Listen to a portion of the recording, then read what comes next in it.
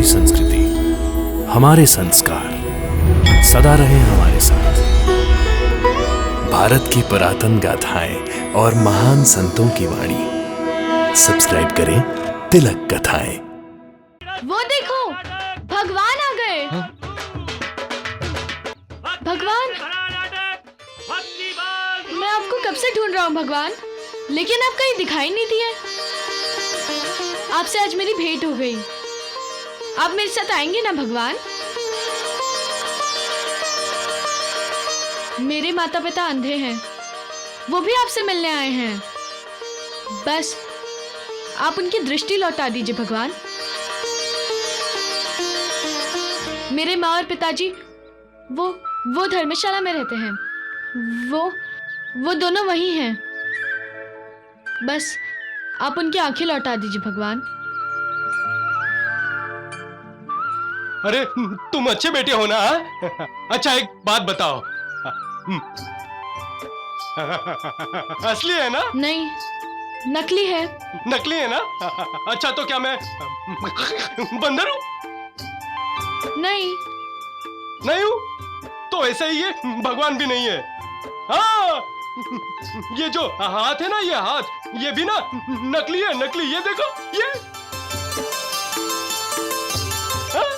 अरे हमारे गांव में ना एक नाटक मंडली आने वाली है, तो उसमें काम करने वाले कलाकार हैं ये। मतलब माँ और पिताजी को जिसने कहा कि शिरडी में भगवान है, वो झूठा है?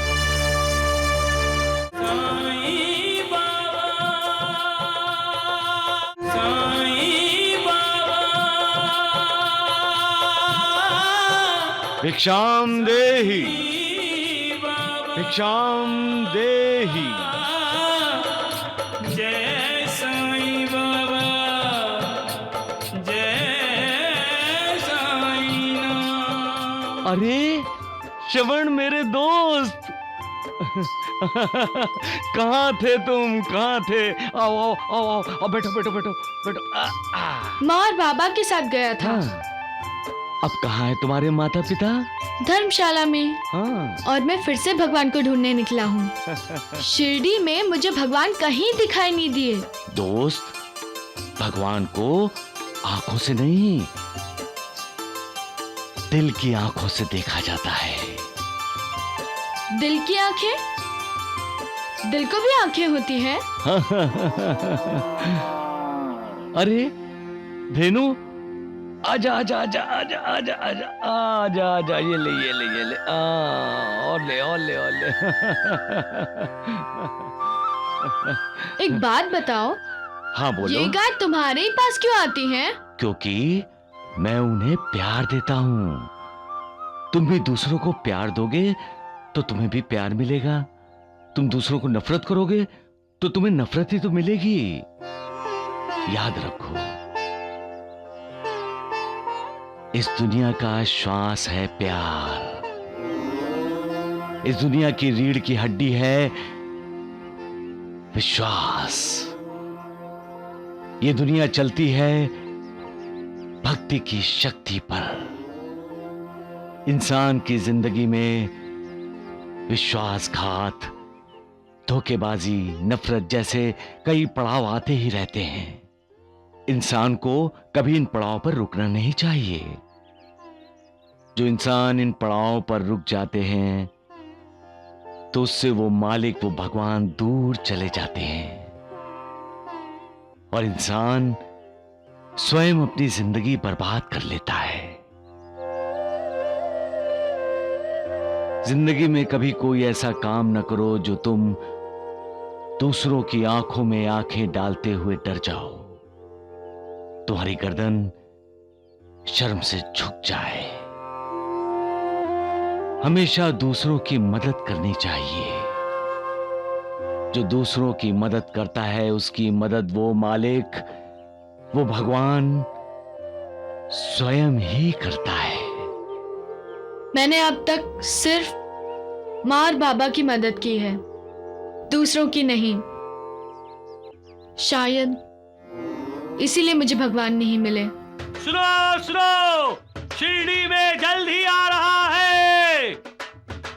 सुनो सुनो सुनो, शिरडी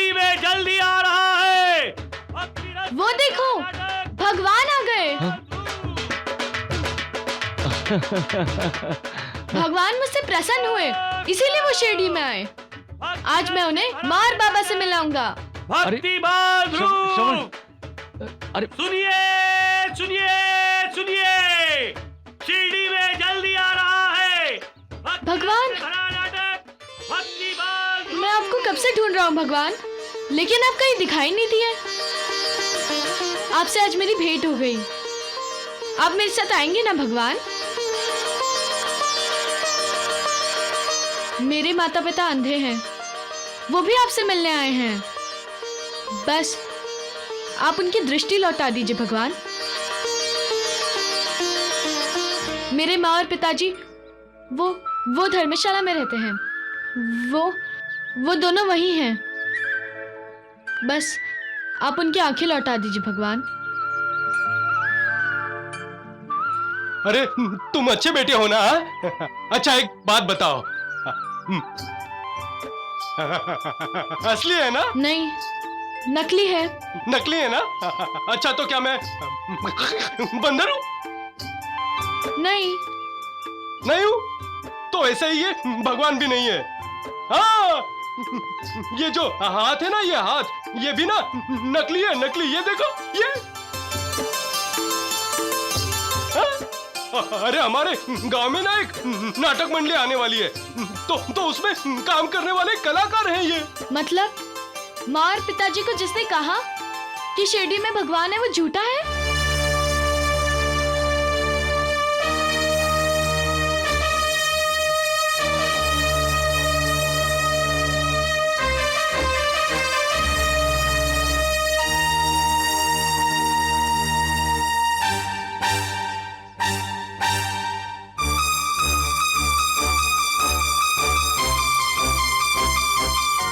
बेटे कहाँ हो? श्रवण। पिताजी, शिरडी में कोई भगवान नहीं है पिताजी। हम अपने गांव वापस चले जाते हैं पिताजी, वापस चले जाते हैं। ठीक है बेटा, चले जाएंगे। चल बेटा, चल चल, हम रो चले मत। जाएंगे। चल चल, हम चले जाएंगे। आजा। श्रवण मायूस हो गया है। निष्पाप जो है, अपने माँ बाप से बहुत प्यार करता है। इसीलिए नौटंकी वाले को भगवान समझ बैठा है। साईनाथ, आप कृपा कीजिए उस पर। मैं सब पर कृपा करता हूं महालसापति। जो मेरे दरवाजे पर आता है उसे मैं कभी खाली हाथ नहीं भेजता महालसापति। लेकिन श्रवण तो लौट रहे बाबा। भगवान से मुलाकात न होने पर निराश होकर लौट जाएगा वो। भगवान को पाने के लिए बड़ी तपस्या करनी पड़ती है नानावली। पर हमने तो आपको पा लिया है बाबा। मैं न मालिक हूं न भगवान, मैं तो मालिक का बंदा हूं, भगवान का भक्त हूं। हमारे लिए आप भगवान ही हैं। शिरडी का हर कोई आपको परमात्मा ही मानता है। वो गलत है महालसापति। मालिक का काम करने के लिए मालिक ने मुझे भेजा है, लोगों को करुणा देने के लिए भेजा है उसने, और उनका उद्धार करने के लिए भेजा गया है मुझे। साईनाथ, श्रवण के माता पिता का उद्धार कर दीजिए। मैं तो लोगों के दुख दर्द से पिघल जाता हूं महालसापति। जैसे शिव जी ने हलाहल प्राशन किया, वैसे मैं लोगों के दुख दर्द अपने आप पर लेना चाहता हूं, परंतु मेरे लिए भी तो मर्यादा है। मर्यादा में इस शरीर को जकड़ भेजा है ऊपर वाले ने। अपने भक्तों का दुख दर्द इस शरीर पर लेने के बाद मेरा ये शरीर आहिस्ता आहिस्ता क्षीण क्षीण होने लगा है। जिन लोगों को भक्ति पाबंदी लगती है वो कुविचारों की तरफ आकर्षित होते हैं और ना चाहते हुए भी उनके हाथ से बुरा कर्म हो जाता है। जैसा कर्म होता है उसका वैसा ही फल मिलता है। ये तुम भी जानते हो महासापति। यही तो कर्मों का बंधन है जिसे मैं नहीं तोड़ सकता महासापति। अपने कर्मों का फल भुगतने के बाद ही श्रवण के माता पिता का उद्धार होगा।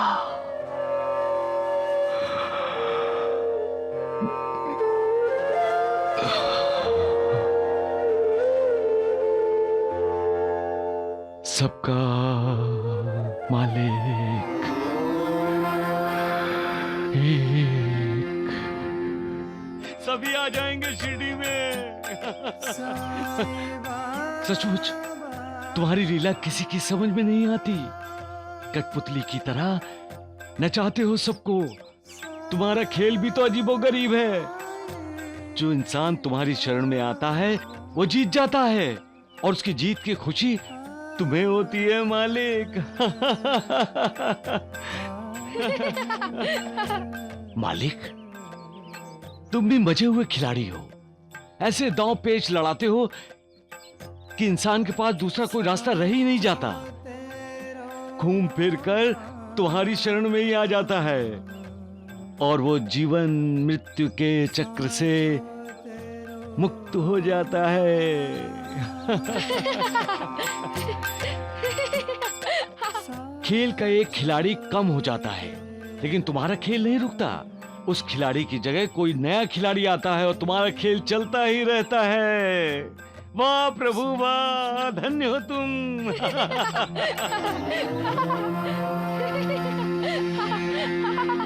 अरे श्रवण,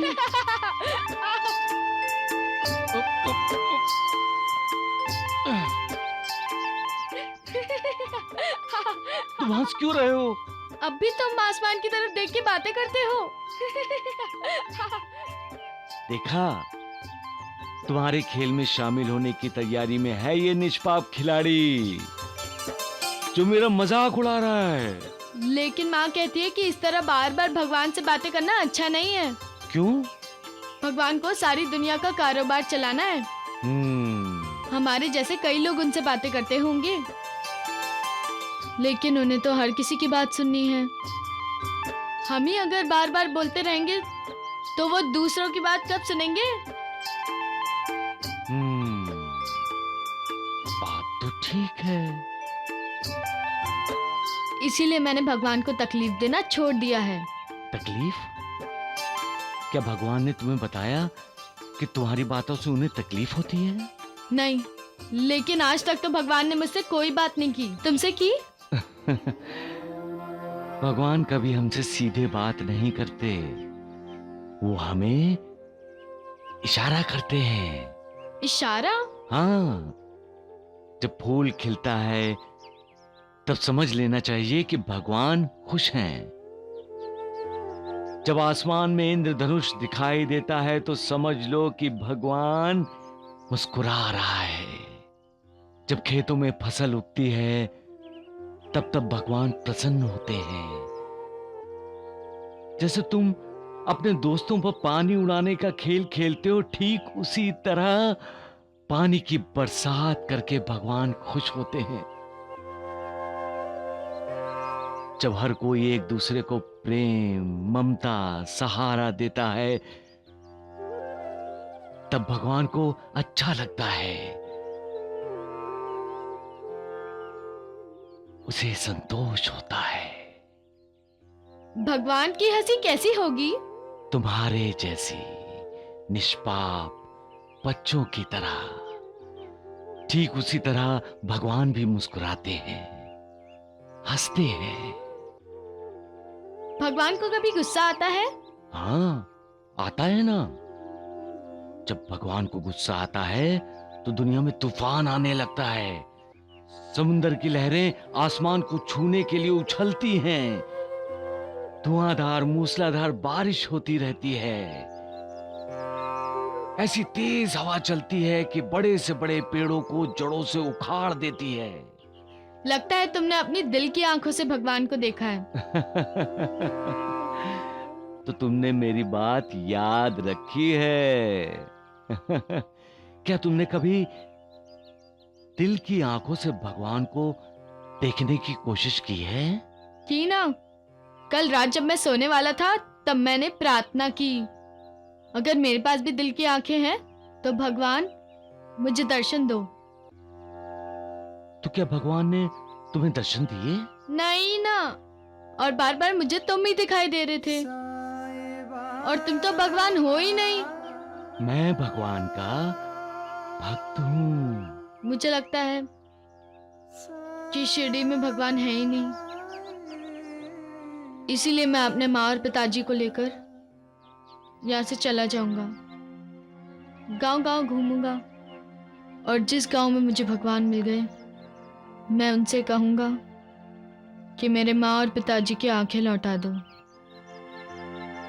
अगर उन्होंने इनकार कर दिया तो मैं कहूंगा कि मेरी 2 आंखें हैं, एक आंख मेरी माँ को दे दो और दूसरी आंख मेरे पिताजी को। तुम बहुत प्यारे हो श्रवण। मैं तुम्हें मिलने के लिए ही यहाँ बैठा था। अब मैं जाऊं? हाँ? तुम शिरडी के ही हो ना? हाँ हाँ कभी कभी मिलने जरूर आऊंगा। हाँ। सच कहूं, हाँ बोलो। तुम्हें छोड़कर जाने का दिल नहीं करता। साई कथा अनंत है, साई नाम अनमोल, जन्म सफल हो जाएगा, साई साई बोल।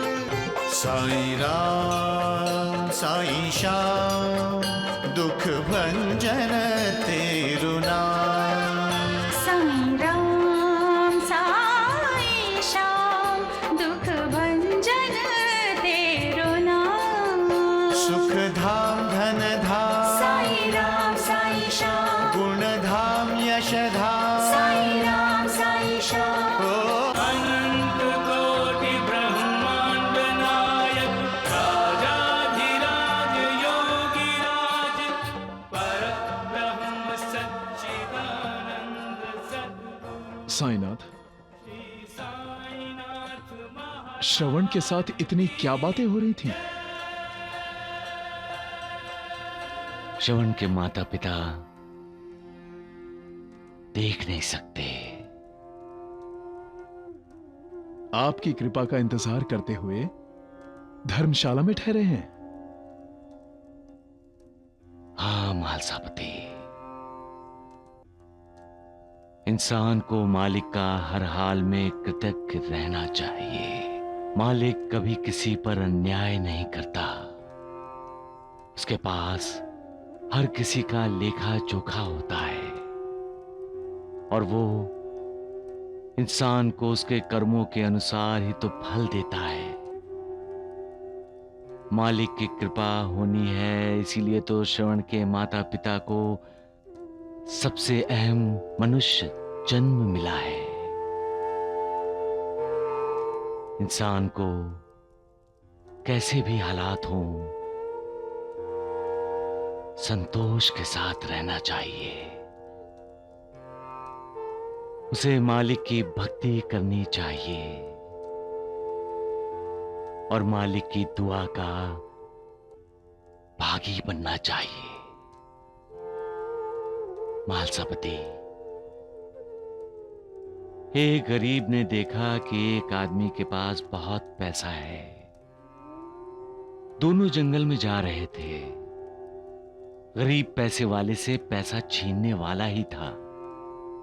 यकायक उसका पीछा करते गरीब का पैर फिसल गया और वो गिर गया। उसका पैर टूट गया था। पैर ठीक होने में काफी वक्त लग गया। उसकी घरवाली मालिक को कोसने लगी, लेकिन गरीब ने मालिक का शुक्रिया अदा किया। शुक्रिया? हाँ मालसापति, तुम्हारी तरह उस गरीब की बीवी भी हैरान हुई। कहने लगी, तुम्हारा पैर टूट गया और तुम शुक्रिया अदा कर रहे हो?